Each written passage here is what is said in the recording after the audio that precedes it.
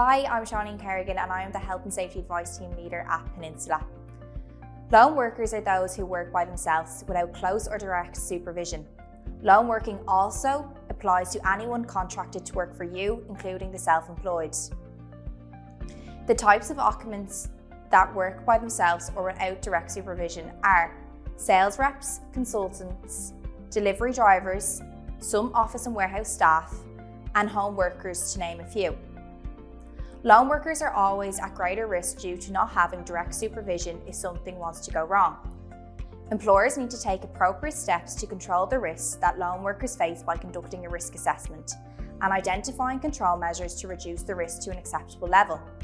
The particular risks that you should consider when carrying out your risk assessments are violence in the workplace, stress and mental health or well-being, a person's medical suitability to work alone, the workplace itself, for example, if it's in a rural or isolated area. It's good practice to involve the workforce in this assessment. They may be aware of additional risks that you have not yet considered.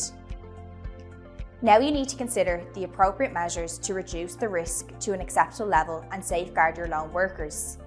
Some considerations to monitoring lone working are: supervisors periodically visit and observe lone workers, signing in, especially if working in remote locations or on a large site, regular contact between supervisors and lone workers by telephone or radio, automatic devices which raise a warning if a signal or message is not received at specific intervals, tracking devices, other devices designed to raise the alarm in the event of an emergency. It is important that you communicate with your lone workers about the specific risks of lone working and what measures you have put in place to ensure their well-being. Employers should have emergency procedures in place for lone workers in any foreseeable event, and communicate this with lone workers so that they are aware of what to do in the event of an emergency.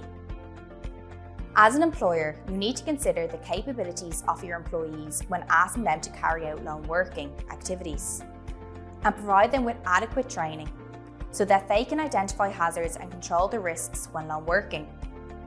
Remember that lone working can cause stress and impact mental health. It's important that you maintain regular contact with your lone workers so that you don't feel disconnected, isolated, or abandoned. So it's important that you have a monitoring procedure in place so that you can maintain regular contact and mitigate the risk of stress developing. By implementing these procedures, will safeguard your employee and meet your duty of care and improve team morale.